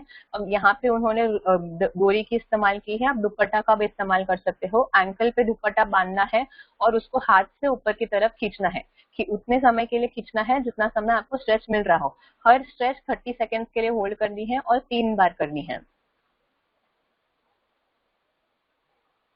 Last one is an outer leg stretch. इसके लिए एक वापस दीवार पे साइड से दीवार पे हाथ रखनी है, एक पैर आगे दूसरा पैर पीछे। जो भाग आपका दीवार की तरफ है वो वाला पैर पीछे होगा, जो भाग दीवार के से दूर है वो वाला पैर आगे होगा। और आपने दीवार से दूर बेंड करना है, जैसे ये यहाँ पे बेंड कर रहे हैं, यहाँ पे ये आपको ये तरफ से ये साइड पे बेंड करनी है ताकि ये पूरे बाहर के शरीर पे स्ट्रेच पड़ेगा। ये वो था अभी स्ट्रेचेस के बारे में। अभी हम बात करेंगे एक्सरसाइजेस के बारे में। अभी हर एक्सरसाइज जो यहाँ पे बताई जा रही है वो आपको 12 रेपिटेशन करनी है, यानी कि 12 बार, और दिन में 2 बार करनी है। तो सबसे पहली एक्सरसाइज है स्टैटिक क्वाड्रिसेप्स, मतलब अपने एक तौलिया लेना है, तौलिया नहीं मिला तो एक पिल्लो भी ले सकते हैं, तकिया भी ले सकते हैं, वो घुटने के नीचे फोल्ड करके रखनी है और आपने पूरा पैर नीचे दबानी है। यहाँ पे आप अगर सीधा ऐसे बैठ सकते हैं तो ऐसे बैठो, या फिर सीधा लेट के भी कर सकते हैं, कुछ भी चलेगा। आपने बस पैर नीचे तौलिया पे दबानी है। दूसरा है वास्टस मीडियालिस एक्सरसाइज। ये वापस यही मसल को टारगेट कर रही है, जहाँ पे मैंने एरो लगाया है ये वाले मसल को। वापस वहां पे पिछले वाले स्लाइड में हम छोटा तौलिया यूज कर रहे हैं, यहाँ पे हम बड़ा तौलिया यूज करने वाले हैं, या फिर बड़ा तकिया यूज करेंगे ताकि पैर थोड़ा और ऊपर आए। उसमें अभी घुटना मुड़ा हुआ रहेगा, आपने घुटने से जितना सीधा हो रहा है उतना सीधा करना है। इसमें ये ध्यान रखनी है कि आपने खूबे से पैर नहीं उठाना है, सिर्फ घुटने से सीधा करना है। दूसरा है स्ट्रेट लेग रेज। इसमें जब आप कर रहे हो तभी सीधा लेटना है, दूसरा वाला पैर मोड़ के रखना है, उससे आपको स्टेबिलिटी मिलेगी, आप इधर उधर नहीं गिरोगे, और पैर ऐसे ऊपर लेनी है। ये करते समय ध्यान रखना है कि आपकी ये वाली जो पैर ऊपर ले रहे हैं वो भाग का कमर ऊपर नहीं आना चाहिए। वापस अगर वो कमर ऊपर आने लगेगा तो आप वो मसल को काम नहीं करवा रहे जिसको हमें ट्रेन करनी है, आप दूसरे मसल यूज कर रहे हैं, कॉम्पनसेट कर रहे हैं बेसिकली। तो ध्यान रखो कि ये कमर नीचे जमीन पे ही दबे हुए होना चाहिए और सिर्फ पैर ऊपर आना चाहिए। और एक्सरसाइज करते समय सांस रोकनी नहीं है, सांस अंदर बाहर करते रहनी चाहिए। एक इजी आसान तरीका है इसके लिए कि आप जोर से काउंटिंग करें। जब आप जोर से काउंटिंग करते हैं आपको सांस रोकने की ऑप्शन नहीं मिलती है, तो वो कॉन्स्टेंटली रहता है। दूसरा है हिप अबडक्शन। इसमें आपको एक साइड पे लेटना है और जैसे यहाँ पे पैर को ऊपर करना है। ये करते समय ध्यान रखो टोज सामने की तरफ होनी चाहिए, ऊपर की तरफ नहीं। मतलब टोज आपके नाक की तरफ, जैसे आप सीधा दिख रहे हैं वहां पे होनी चाहिए। और ये खूबे से पैर ऊपर नहीं आना चाहिए, मतलब आपका कमर ऊपर खिलना नहीं चाहिए। वापस कमर हिलते रहेगा तो आप छाती से पैर ऊपर उठा रहे हो, आपके पैर के मसल्स को यूज नहीं कर रहे हो। हमको चाहिए कि ये वाले यहाँ पे जो मसल है उसको ट्रेन करनी है, यहाँ के छाती के मसल को ट्रेन नहीं करना है। इसके लिए ये कमर सीधी रहनी चाहिए और सिर्फ पैर ऊपर लेनी है। अगर आपको लग रहा है कि आप पैर ऊपर ले रहे हो और कमर पहले ही बेंड हो रही है तो जितना ऊपर कर सकते हैं, जिसमें कमर नहीं बेंड हो रही है उतना तक ही कीजिए, उससे ज्यादा एक्सरसाइज करने की जरूरत नहीं है। धीरे धीरे जैसे जैसे ताकत बढ़ेगी आप रेंज को और बड़ा कर सकते हैं। दूसरा है ब्रिजिंग। इसमें वापस आपको घुटने मोड़ने हैं, घुटना सीधा करना है और यहाँ से बटक्स को ऊपर लेनी है। ये करते समय यहाँ पे आप जितना ज्यादा ऊपर ले सकते हैं उतना ऊपर लेना है। जैसे हम मोटापे के समय बात किए थे तभी वहाँ पे हमने बटक्स को सिर्फ थोड़ा सा ही ऊपर लिया था। इसमें यहाँ पे जब आप कर रहे हैं अपने बटक्स को जितना ऊपर कर सकते हैं उतना ऊपर लेना है। और एक और चीज ध्यान रखनी है, ये जब करते समय आपके बटक्स को टाइट स्क्वीज करना है और फिर ऊपर लेना है। दूसरा है घुटने से पैर को सीधा करना। इसमें आपने एक चेयर पे बैठना है और चेयर से घुटने को सीधा करना है और फिर मोड़ना है। वापस ये ध्यान रखो जैसे ये पीछे जा रही है आपको ध्यान में रखना है कि आप पीछे पीछे ना झुके, जितना हो सके वही जगह पे बेंड सीधा रह के ही अपने घुटना सीधा करना है। और घुटना सीधा करने के बाद जैसे नीचे लाते हो वैसे धीरे धीरे नीचे लाना है, जल्दी जल्दी में घाई में नीचे नहीं लाना है, या फिर घुटने को ऐसे छोड़ना नहीं है कि वो अपने आप नीचे आ जाएगा। आराम से कंट्रोल होना चाहिए। है हील रेजेस। वापस ये जो चेयर अगर आपसे खुद से नहीं हो पा रहा है तो चेयर को पकड़ के आप टोज पे खड़े रह सकते हैं, या फिर टेबल पे सपोर्ट लेके आप टोज पे खड़े हो सकते हैं। दूसरा है स्टैंडिंग हिप अबडक्शन। वापस चेयर को पकड़ के साइड से अपने पैर बाहर की तरफ लेनी है। ये करते समय ध्यान रखो कि आपका जो टोज है वो सामने की तरफ फेस करनी चाहिए, साइड में फेस नहीं होनी चाहिए। टोज सामने की तरफ और पैर बाहर। वापस ये करते समय ध्यान रखना है कि आपकी कमर नहीं हिलनी चाहिए। कमर जब तक सीधी रहे तब तक ही बाहर लेना है। अगर सिर्फ इतना तक बाहर जा रहा है तो भी ठीक है, जितना तक बाहर जा रहा है उतना ट्रेन करो, फिर वापस अंदर। जैसे जैसे ताकत बढ़ेगी वैसे आपकी रेंज भी बढ़ने लगेगी। कमर से बेंड हो रही है तो वापस वो मसल को ट्रेन नहीं कर रहे हैं हम। लास्ट वाला है स्टैंडिंग हिप एक्सटेंशन। वापस चेयर को आगे से पकड़नी है और एक पैर को पीछे की तरफ पीछे से मोड़ना है। अभी ये करते समय याद रखनी है कि आपने छाती आगे नहीं लेनी है। अगर आपने छाती आगे ली तो और पैर पीछे जा रहा है तो आपने बेसिकली कोई मसल वर्क किया नहीं है। छाती आगे गई और उसके वजह से मोमेंटम की वजह से आपका पैर पीछे गया। अगर आपने चाहिए कि पैर बराबर से पीछे जाए बराबर से पीछे जाए तो छाती को मेंटेन करो कि आगे ही रहे, कि सीधा ही रहे। अगर ये नहीं हो पा रहा है, चेयर से नहीं हो पा रहा है, तो दीवार को पकड़ के करो। तो दीवार को पकड़ के क्या होगा कि आपका छाती दीवार को लगा हुआ रहेगा, आप आगे बेंड नहीं कर पाओगे और पैर अपने आप से सीधा होते समय उसको फ्रीडम नहीं मिलेगा और आगे बेंड होने के लिए। ओके ये थी अभी ओए के टाइम की एक्सरसाइजेस और ओबेसिटी के टाइम की एक्सरसाइजेस। अब हम बात करेंगे जनरल एक्सरसाइजेस जो हम रेगुलरली करते रहते हैं, उसमें हम क्या मिस्टेक्स करते हैं और क्या हम रेक्टिफाई कर सकते हैं। पहली एक्सरसाइज हम बात करेंगे स्क्वाट्स की। अभी स्क्वाट्स करते समय आप बहुत से लोगों के अलग अलग तरीके होते हैं कि नहीं हमको ऐसे स्क्वाट्स करनी है, वैसे करनी है, कि वो बोलते हैं कि नहीं स्क्वाट्स करते समय हमारा घुटना बड़ा दुख रहा है, हम नहीं कर पा रहे हैं, या फिर उठते समय हमको तकलीफ हो रही है। वो all of that is because आपकी तरीका जिससे आप स्क्वाट कर रहे हैं वो शायद गलत है। वो रेक्टिफाई करने के लिए पहले ध्यान में रखना है कि जब भी आप स्क्वाट कर रहे हैं आपकी एड़ी ऊपर नहीं आनी चाहिए। वो सबसे पहली बात। एड़ी अगर ऊपर आने लगी है तो आपका स्क्वाट गलत है। और आपका घुटना जो है वो टोज से आगे नहीं आना चाहिए। जो टोज का लेवल होता है वो टोज के अंदर तक ही रहना चाहिए। मतलब अगर आपका घुटना जो है वो यहाँ तक ही आना चाहिए था, एडी नीचे होनी चाहिए थी, घुटना यहाँ तक। और जैसे आप छाती से आगे झुकते हो वो जितना सीधा छाती रख सकते हो उतना सीधा छाती रखनी है। अगर आपसे स्क्वाट करने में तकलीफ हो रही है तो थोड़ा थोड़ा एंगल में करो, ज्यादा ही नीचे जाने की जरूरत नहीं है। जितना आप कर सकते हो, जितना आप मेंटेन कर सकते हो, जितना आपका एडी ऊपर नहीं आ रही है, घुटना आपके टोज के आगे नहीं जा रहा है और आपको पेन नहीं हो रहा है कहीं पे, वो एंगल तक स्क्वाट करो पहले। जब वो एंगल पे ट्रेन हो जाएगी आपकी मसल तब आप वापस सीधा कर सकते हो। मतलब तभी आप और डीप जाके फिर ट्रेन कर सकते हो। देखो राइट में यहाँ पे घुटना टोज के लाइन पे है, एडी नीचे दबी हुई है और ये सीधा है, मतलब छाती सीधी है। दूसरी एक्सरसाइजेस है लंजेस। वापस इसमें ध्यान रखनी है कि आपकी एडी ऊपर नहीं आनी चाहिए। वापस यहाँ पे घुटना टोज से आगे नहीं जाना चाहिए और छाती ऐसी झुकी हुई नहीं होनी चाहिए। इससे क्या होता है कि आगे वाले जो घुटना है उस पर ज्यादा लोड बढ़ जाता है। ज्यादा लोड बढ़ने से जब आपको सीधा होना है तभी ये यहाँ के मसल्स को ज्यादा काम करनी पड़ती है, आगे वाले घुटने को की मसल्स को ज्यादा काम करनी पड़ती है। वापस उसके वजह से एंकल पे भी जोर पड़ता है, घुटने पे भी जोर पड़ता है, खुबे पे भी जोर पड़ता है। फिर आप बोलते हो कि बहुत ज्यादा पेन हो रहा है, भाई ये एक्सरसाइज हमसे नहीं होता। इससे अच्छा आप ये एक्सरसाइज को करेक्ट करके बराबर से करेंगे तो आपको मसल्स भी ट्रेन होंगे और आपको आसानी भी होगी। यहाँ पे देखो घुटना सीधा होना चाहिए, झुका हुआ नहीं। खुबा यहाँ से 90 डिग्रीज पे होना चाहिए, मतलब हाँ, एंड छाती सीधी होनी चाहिए। ओके अभी लंच करते समय अभी आपको अगर पेन हो रही हो तो दोनों घुटनों पे पेन हो सकती है। अगर आगे के घुटने पे पेन हो रहे हैं तो आप क्या कर सकते हैं। तो अगर आप लंच करते समय हम यूजुअली एक पैर आगे लेते हैं और दूसरा वाला पीछे वाला पैर बेंड करके सीधा होते हैं। ये करने से अच्छा अगर हम एक पैर पीछे लें, like as in we do a backward lunge and we bend the leg that is behind, तो उससे क्या होता है कि आगे वाला पैर पे थोड़ा कम प्रेशर गिरेगा।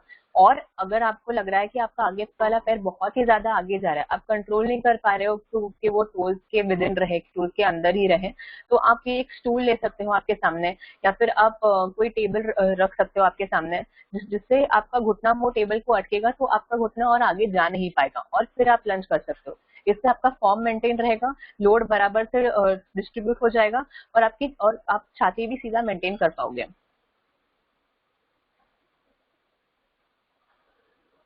ओके, नेक्स्ट वन इज, अगर पीछे वाला नी बेंड पेन हो रहा है जब आप कर रहे हो, तो पीछे वाला नी पेन हो रहा है जब आप एक्सरसाइज कर रहे हो, तो उसमें आपने ओके छाती को आगे नहीं, नॉर्मल मेंटेन करनी है, छाती को ज्यादा झुकाना नहीं है। अगर आप छाती को ज्यादा आगे झुकाएंगे तो आपका बॉडी वेट का जितना रेशियो है वो वापस वो आगे वाले घुटने पे ज्यादा बढ़ने लगता है और पीछे वाले घुटने पे कम। तो अगर आपको लोड बराबर से ये शेयर करनी है दोनों घुटनों पे, तो आपकी छाती वापस सीधी होनी चाहिए। Okay, now we'll talk about frequently asked questions.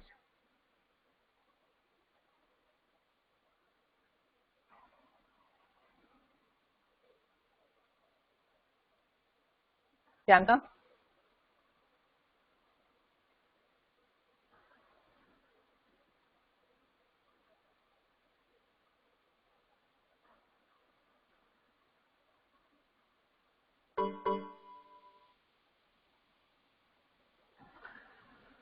Okay, so what first frequently asked question is about knee clicks.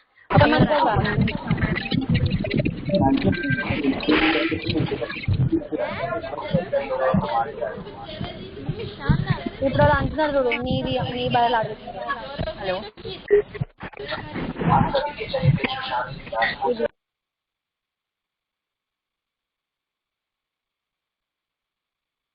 हम लेटे हुए होते हैं, जब हम घुटना मोड़ते हैं, सीधा करते हैं, या फिर हम बैठे हुए हैं और बैठ के सीधा उठ जाते हैं, तभी घुटनों में क्लिक्स सुनाई देती हैं। तो वो क्लिक्स में बहुत लोगों को डर लगता है कि भाई ये क्या चीज है, हमारी घुटना खराब हो गई है क्या, कि क्या हो रहा है। तो there are two types of knee clicks, there is a painful knee click and there is a painless knee click. तो पेनलेस नी क्लिक किन किन रीजन की वजह से होती है?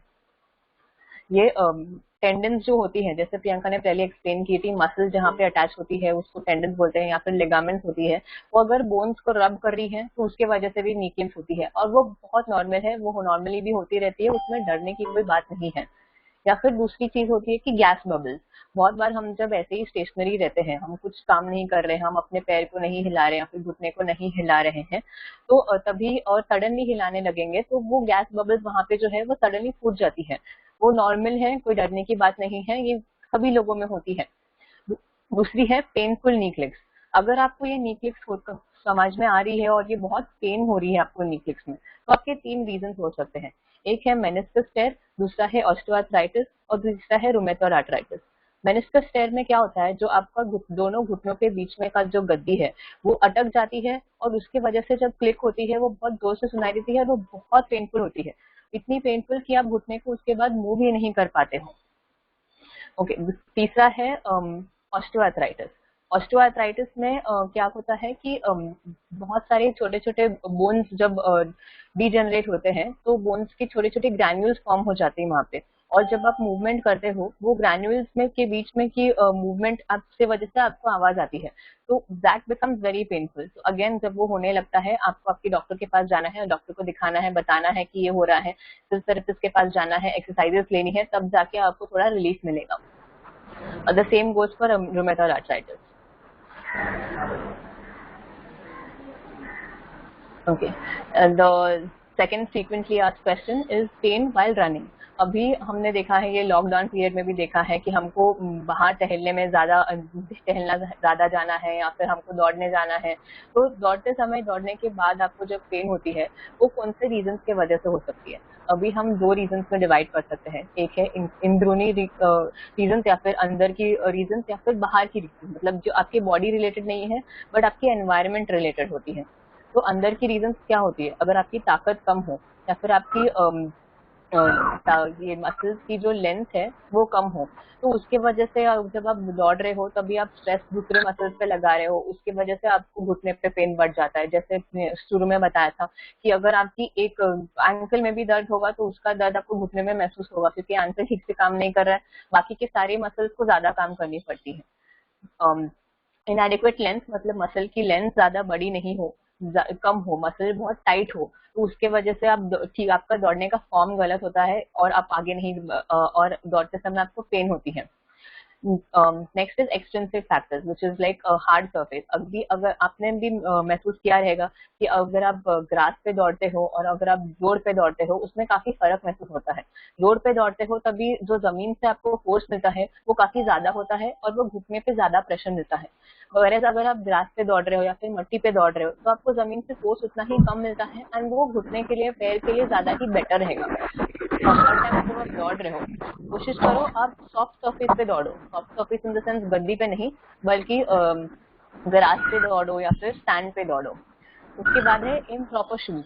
अभी अगर आपने बहुत ही ज्यादा टाइट शूज लगाया है या फिर आपने जैसे चलने वाले शूज पहने हैं या फिर आपने चप्पल पहन के आप दौड़ रहे हो तो उसके वजह से भी पेन होती है। क्या होता है कि आपके शूज को मेंटेन करने के लिए आपके पैर के अंदर स्ट्रक्चर्स को ज्यादा काम करनी होती है, तो वो दौड़ने के समय instead of being working during running वो शूज को संभालने में काम वर्क करने लग जाते हैं। तो आप जब दौड़ रहे हो अपने प्रॉपर रनिंग शूज से ही दौड़नी चाहिए। और तीसरी बात है फॉल्टी टेक्निक। अभी ये this is not the scope of this lecture, next lecture में हम आपको रनिंग के बारे में सीधा सब कुछ बता के फॉल्टी टेक्निक, गुड से प्रॉपर टेक्निक्स के बारे में एक्सप्लेन कर सकते हैं। Okay, so now when do you see a doctor for a kneecap injury? Now if you have अगर आपको बहुत ही ज्यादा सीवियर पेन और स्वेलिंग है जो 48 आवर्स से ज्यादा हुआ है, नाउ ये स्वेलिंग किस रीजन की वजह से हो सकता है, ये ट्रॉमा की वजह से होता है या फिर अगर आपने गलती से कहीं आपका घुटना कहीं लग गया हो या फिर आप चलते समय किसी गाड़ी ने थोड़ा घुटना को मार दिया हो या फिर आपका घुटना ट्विस्ट हो गया हो या फिर आप बैठे हुए थे और उठते समय आपने बहुत जोर से क्लिक सुनाई दिया और फिर बाद में आप वहीं पे घुटना अटका है, घुटना सीधा नहीं हो रहा है और स्वेलिंग बहुत ही ज्यादा हो रही है और 48 आवर्स से ज्यादा है, आपने आइस भी लगाया, आपने कंप्रेशन भी किया, स्वेलिंग कम ही नहीं हो रहा है, अब तब आपको डॉक्टर के पास समझना चाहिए कि जब भी आपने डॉक्टर के पास जानी है खुद से कोई ट्रीटमेंट मत कीजिए। वापस कोई लाउड पॉपिंग साउंड सुनाई दे, जैसे मेनिस्कस इंजरी में जैसे सुनाई देती है, लाउड साउंड सुनाई देती है, या फिर अगर आप दौड़ते समय आपको साउंड सुनाई दिया और ऐसे लगा कि कुछ हुआ है घुटने में, तभी वापस जाना चाहिए। नाउ जब आपका नी अनस्टेबल है और आप वेट नहीं ले पा रहे हो, ये आपको कैसे समझेगा? आप जब खड़े हो रहे हो और आपको लग रहा है कि आप एक ही पैर पे ज्यादा वजन दे रहे हो और जब आप चल रहे हो तभी आप जिस पैर पे दर्द हो रहा है वो पैर पे वजन कम दे रहे हो, तो आप ऐसे इधर उधर और छाती कर करके ही चल सकते हो, सीधा चल नहीं पा रहे हैं तभी आपने वापस डॉक्टर के पास दिखानी है। और आपकी नी डिफॉर्म्ड है और मूवमेंट ही नहीं हो रही है, मतलब उतना अकड़ गया है, एक रेंज में अकड़ गया है, उससे सीधा नहीं हो रहा है, उससे मुड़ नहीं रहा है, तो आपने वापस डॉक्टर के पास जाके उनको दिखानी है। Okay, ergonomics. अभी घुटनों को बचाने के लिए आप क्या क्या चीजें कर सकते हैं घर पे, या फिर घुटनों की पेन से कम होने के लिए आप क्या क्या चीजें घर पे कर सकते हैं। सोते समय आप कुछ चीजें ऐड कर सकते हो आपके स्लीप टेक्निक्स में, जिससे आपके घुटनों पे जो प्रेशर पड़ती है वो थोड़ी कम हो। जब आप पीठ पे लेट रहे हो तभी आप घुटनों के नीचे एक ऐसे तौलिया रख सकते हो या फिर एक पिल्लो रख सकते हो, कुछ भी फोल्ड करके नीचे रखनी होती है ताकि आपका घुटना सीधा ना हो। जितना कभी कभी घुटने के पीछे वाला जो मसल है वो बहुत ही टाइट हो जाता है, वो टाइट होने की वजह से आपका पूरा कमर आगे की तरफ होता है और आपकी पीठ पे बहुत प्रेशर आने लगती है। जैसे ही आपने यहाँ पे पिलो रख दिया वहां आपकी पीठ पे भी प्रेशर कम जाएगा, आपके घुटने पे भी प्रेशर कम जाएगा और दोनों जगह की पेन कम होती है। वापस अगर आपको साइड में सोने की ज्यादा आदत है तो दोनों घुटनों के बीच में एक ऐसा तौलिया रखिए, क्योंकि नहीं रखने से क्या होता है कि ये जो ऊपर वाला पैर है वो आगे आता है और वो बहुत झुका हुआ होता है, मतलब मुड़ा हुआ होता है, और जैसे ही मुड़ा हुआ होता है इस पे घुटनों पे बहुत ही स्ट्रेस जितना पड़ता है ना वो बहुत ज्यादा पड़ने लग जाता है और घुटनों की अंदर की तरफ पे स्ट्रेस बढ़ती है। यहाँ पे सिंपली पिलो रखने से आपकी घुटनों पे भी स्ट्रेस कम हो गया है और आपकी पीठ पे भी कम स्ट्रेस कम हो गई है।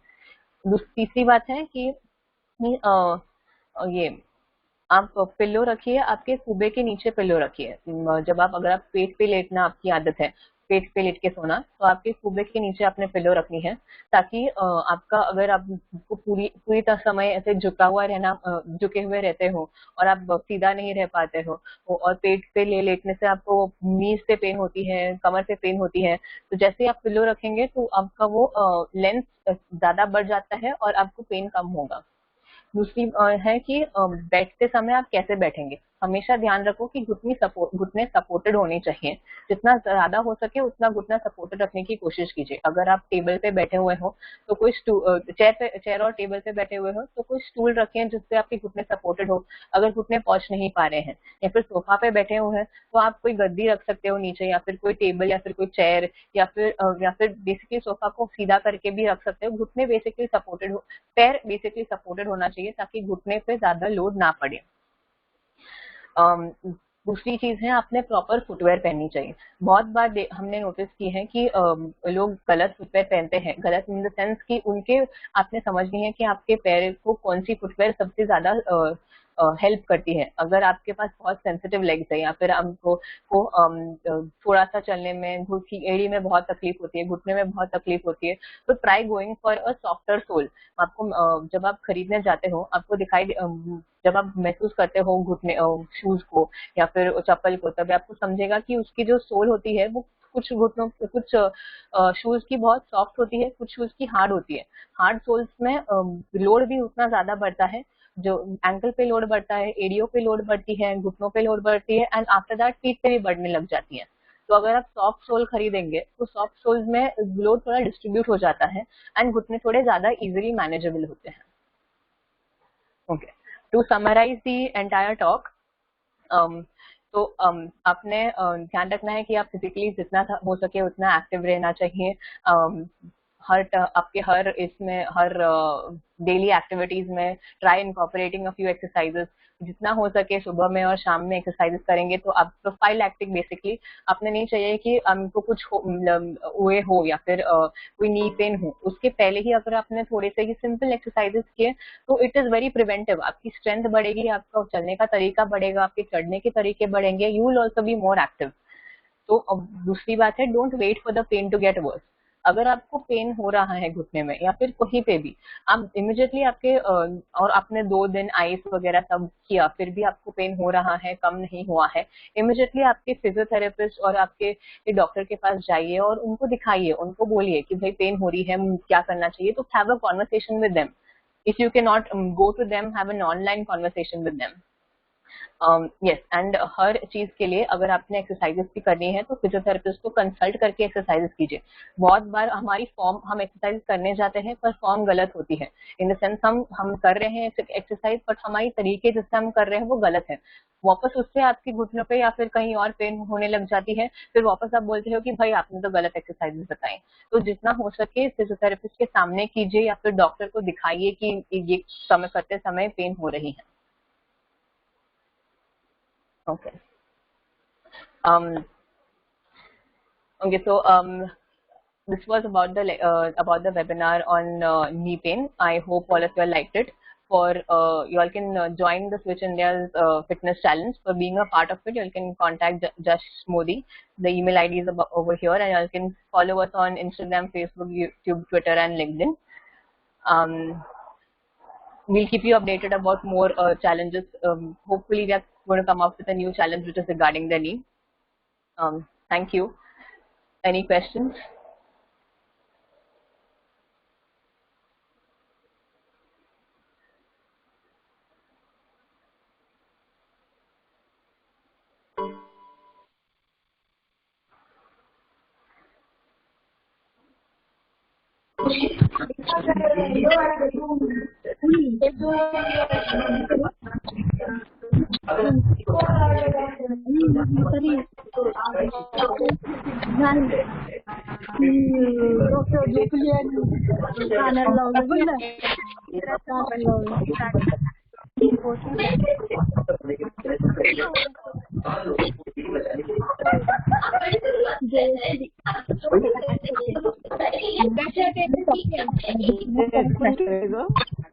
your Tripti, can you read out the questions? I can't see them right now. आता काकी जर विचारली तर काकीचं पण करून होतं. participants, you all are requested to please keep your phones on mute now. The first question here is when are you supposed to use hot pack and cold pack? Okay, so hot pack आप जब आपकी muscle pain होती है या फिर आपको जब भी सबसे ज्यादा मसल पेन होती है तभी आपने हॉट पैक यूज करनी है. हॉट पैक आपने जब भी आपको घुटनों की पेन हो रही है या फिर आपको स्वेलिंग ज्यादा बढ़ रही है तब आप कोल्ड पैक यूज कर सकते हो. या फिर जब भी अगर अभी आपको दर्द हुआ घुटने में या अभी आपको ये पेन शुरू हो गया है, इमीडिएट पेन हो रही है, मतलब पेन आज शुरू हुआ है आज ही आपको ट्रीट करनी है, तो आप कोल्ड पैक यूज कर सकते हो क्योंकि वो इमीडिएट पेन के लिए काफी हेल्पफुल होती है. Okay. Why is lunges? Next question. Why is lunges avoided in OA?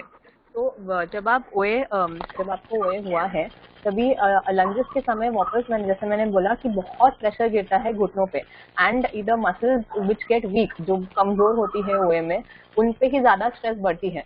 Now muscles पे स्ट्रेस बढ़ती है तो जब मसल का जब इंसर्शन होता है वहाँ पे स्ट्रेस बढ़ने लगता है एंड अगेन जॉइंट वैसे ही डिजनरेट हो रही है, जॉइंट में वैसे ही बहुत सारी चीजें कम हो रही है, आप और स्ट्रेस बढ़ा रहे हो तो आपको पेन भी ज्यादा बढ़ने लगेगा. इसलिए लंजेस आर अवॉइडेड इन ओए.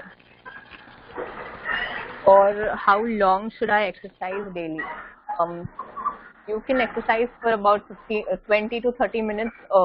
Normal exercises, if you want to have aerobic exercises, like आपको दौड़नी है या फिर स्विमिंग करनी है तो वो आपको 45 to 50 मिनट्स करनी चाहिए दिन भर में. अगर आप नॉर्मल ये घर पे करने वाले एक्सरसाइजेस कर रहे हो तो आई थिंक 20 to 30 मिनट्स में आपकी एक्सरसाइजेस हो जानी चाहिए. Okay, staircase climb is painful. Any easy way to climb and descend? जब आप सीढ़ियाँ चढ़ रहे हैं तभी आपका घुटना वापस, जैसे हम लंज में बात कर रहे थे, घुटना टोल से आगे जाएंगे तभी पेन ज्यादा बढ़ती है. तो जितना हो सके जब आप सीढ़ियाँ चढ़ रहे हो आप ये ध्यान में रख सकते हो कि आपका घुटना टोल से आगे नहीं जाएगा.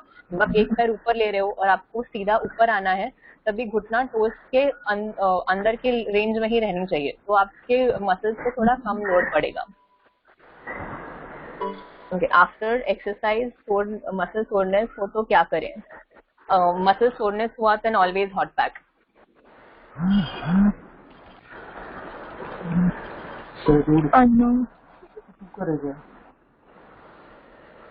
Is clicking sound on sitting related to arthritis? No, it is not.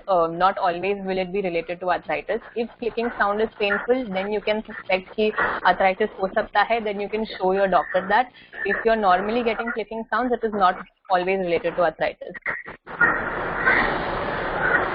Sometimes students gain experience in kneecaps and give the clicking sensation. So a lot of times when you're standing or you're walking, your kneecap has moved from its original position and it does not move like a very huge range. बहुत थोड़ी सी range के लिए वो move होती है and that is because जो बाहर की तरफ की जो पेशियाँ होती है वो टाइट होती है, तो उसके लिए आपने थोड़ा सा स्ट्रेच करेंगे तो वो उससे आपका पेन रिलीज होगा. Again that will have to see your physiotherapist for that because it's advisable कि आप घर में ना करें वो.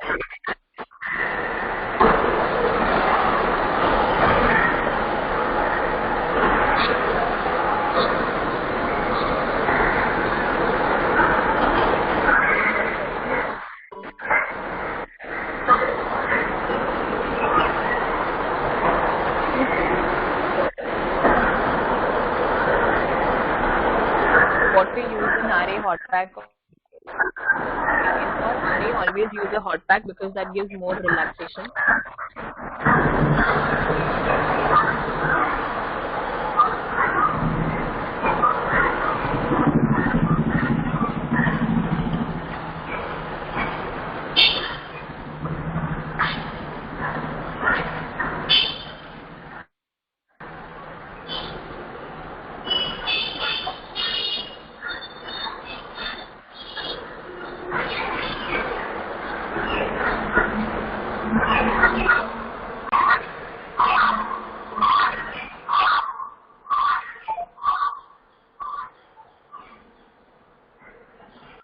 Supti, you can take on.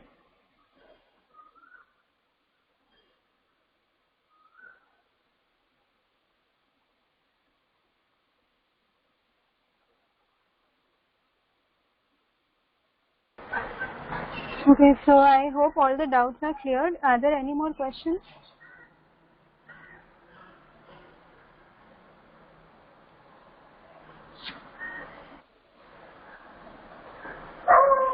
Okay, thank you very much. आप सभी का बहुत बहुत शुक्रिया हमारे साथ जुड़ने के लिए। आप सभी व्हाट्सएप ग्रुप पर बने रहे। आपको एक फीडबैक फॉर्म दिया जाएगा, प्लीज़ उसे भर के हमारी मदद कीजिए ताकि हम नेक्स्ट टाइम आपको और भी बेहतर सर्विस प्रोवाइड कर सकें। Thank you.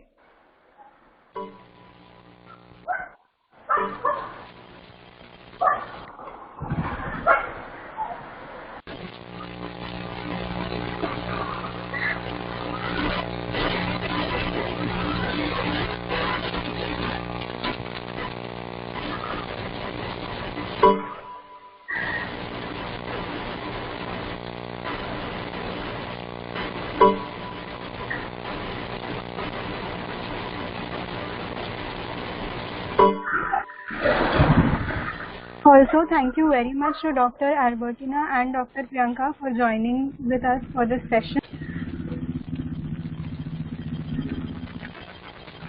And thank you very much to all the participants who actively attended the session and increased our confidence. Thank you very much.